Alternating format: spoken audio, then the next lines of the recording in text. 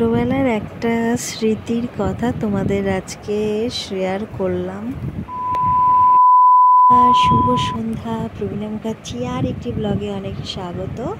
আজ হচ্ছে বুধবারের সন্ধ্যাবেলা, আর আজ তো বিশ্বকর্মা পুজো। আমি অবশ্য করি বিশ্বকর্মা ঠাকুর দেখতে কেউই যায়নি, আমরা তো ঘরেই ছিলাম। তো আজকে ধরো রান্নাবান্না সেরকম কিছু হয়নি, প্রসাদ এসেছিলো, তো খিচুড়ি খাওয়া হয়েছে দুপুরবেলায়। তো আমি এখন বিকালবেলা একটু বেরোলাম, একটু মন্দির গিয়েছিলাম। তো রাত হয়ে গেছে, আর সকালে লুচি করে রেখে বিকালে লুচি করেছিলাম, ছেলে আর আমি এখন খাচ্ছি, আর হাজব্যান্ডকে পাঠিয়ে দিয়েছি, ও তো ডিউটিতে নিয়ে গেছে। তো তারপরে খাওয়া দাওয়া কমপ্লিট করে আমরা এখন ঘুমিয়ে পড়বো, আর অনেক রাত হয়ে গেছে। তো চলো আমরা ঘুমিয়ে পড়ি, আবার কাল সকালে আসছি তোমাদের সামনে। দিন সকালবেলা আজ হচ্ছে বৃহস্পতিবার, সমস্ত কাজ করে স্নান টান করে পুজো টুজো কমপ্লিট করে এখন একটু জল খেয়ে দিনটা শুরু হচ্ছে। আমি তো চা খাই না সকালে, তো তোমরা তো অনেকেই জানো সেটা।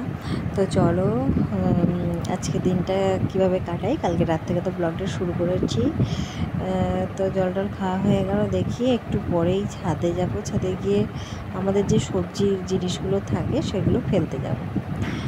তো চলো ছাদে এলাম বন্ধুরা। এখন মোটামুটি মেঘলাই, সেই প্রত্যেক দিনকার মতন সকাল দিকটা মেঘলাই থাকে, রোদ ফোদ ওঠে না। তো একটু ঘোরাঘুরি করে নিচে নামবো, আর ব্রেকফাস্ট বানাতে হবে, দেখি কি বানাই। আর আজকে রুটিন আমার হাতের আলতা লাগিয়েছি, তাই বললাম তাদের আলতা লেগে গেছে। তো মনে হচ্ছে যেন এক্ষুনি আমি কোনো ডান্স প্রোগ্রামে যাবো, এমন অবস্থা হয়ে হাতে আমি আলতা লাগিয়ে ফেলেছি। এরপর চলে এলাম ব্রেকফাস্ট বানাতে। তো আর এদিকে দুপুরে রান্নার জন্য জোগাড়ও করে নেবো, পনির চচ্চড়ি করব, আর একটু আলু ভাজা আর রুটি হবে আজকের ব্রেকফাস্টে। তো সেই সব আমার সবজি কাটা কমপ্লিট। আর এই দেখো আমি এখন ময়দা মেখে নিচ্ছি, দিয়ে রুটি করব, এটাই আজকে আমাদের ব্রেকফাস্ট। আর তারপরে আর আলু পেঁয়াজ ভাজবো। আর এই যে কালকে বিশেষ কিছু রান্নাবান্না হয়নি, শুধু ওই লুচি হয়েছিল, যেহেতু দুপুরবেলায় কালকে বিশ্বকর্মা পুজোর প্রসাদ বানানো হয়ে গেছে। তো একটু রেস্ট নিলাম, খাওয়া দাওয়া কমপ্লিট করে জলখাবার। দুপুরবেলা রান্নায় চলে এলাম, ভাত বসিয়ে দিয়েছি, আর এদিকে মাছের ঝোল হবে আলু দিয়ে। তো মাছ কটা ভেজে মাছের ঝোল, আর হচ্ছে পুঁই চচ্চড়ি, তো সেটাই আজকে রান্না হবে আজকে দুপুরের, এটাই আমাদের লাঞ্চ মেনু। তো আমি ঝটপট করে রান্নাটা সেরে নিই। এই যে ঝোলটা হলে তোমাদের সামনে আসছি। তো বন্ধুরা আমার মাছের ঝোল চাপিয়ে দিয়েছি। তো আলুটা প্রথমে ভেজে এবারে মাছগুলো দিয়ে ঝোলটা ফুটলে নামিয়ে নেব। এরপরে রান্না করছি পুঁই চচ্চড়ি। তো গরম তেলে শুকনো লঙ্কা আর 5 ফোড়ন দিয়ে যেমন পুঁই চচ্চড়ি হয় তেমনই। তো এই বলতে বলতে ছোটোবেলার কিছু কথা বলি। ছোটোবেলায় আমি যখন খুব ছোটো ছিলাম, এই ক্লাস 3-4-এ পড়তাম, তখন আমি আমার পিসুমণির কাছে পড়াশোনা করতাম, আমাদের ওখানে আমার পিসুমণি থাকতো। তো সেই ক্ষেত্রে তখন আমার পিসিমণির বাড়িতে এই পুঁই গাছ ছিল। তো আমি পুঁই চচ্চড়িটা রান্না করতে গিয়ে আমার কথাটা বিশেষ করে মনে পড়লো।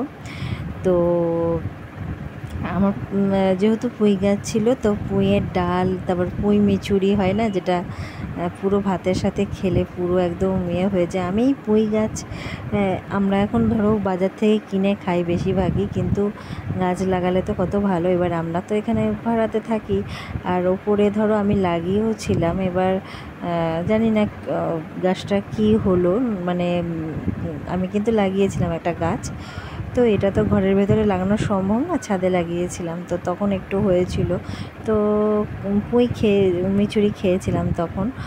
তো ছোটোবেলায় যখন পড়তে যেতাম, তখন আসার সময় আমাদের পুঁইয়ের ডাল বা পুঁই মিচুরি আমার হাতে আমার পিসুমণি দিয়ে দিতে অনেক সময়, যে বাড়িতে নিয়ে গিয়ে মাকে রান্না করে বলতো যে রান্না করে যেন মা করে দেয় খাওয়ার জন্য।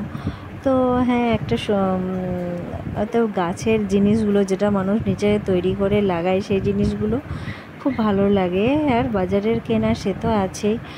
আর কিন্তু কোনো জিনিস যখন মানুষ নিজে যত্ন করে সে জিনিসটা করে তখন কত ভালো। যারা গাছ লাগাতে পারছে একটা জায়গায় বা সেটাকে তৈরি করে যখন বানিয়ে খাচ্ছে, তা সেটাতে খুব আনন্দ, একটা মজার ব্যাপার। তো সেই ছোট একটা স্মৃতি, ছোট্ট একটা কথা ছেলেবেলার মনে পড়লো। আর বন্ধুরা দুপুর হয়ে গেছে, রান্না উঠেছে। বান্না কমপ্লিট, আমরা এখন খাওয়া দাওয়াটা সেরে নেবো। তো বেলা এখন অনেক, 2:30 মতন বাজছে। তো চলো খাওয়া দাওয়াটা সেরে নিই। হয়ে গেছে, আমার ব্লগ এখানেই শেষ করতে দিচ্ছি। তো ভালো লাগলে একটা লাইক, শেয়ার, কমেন্ট, সাবস্ক্রাইব করে পাশে থাকো। টাটা আজকের মতো।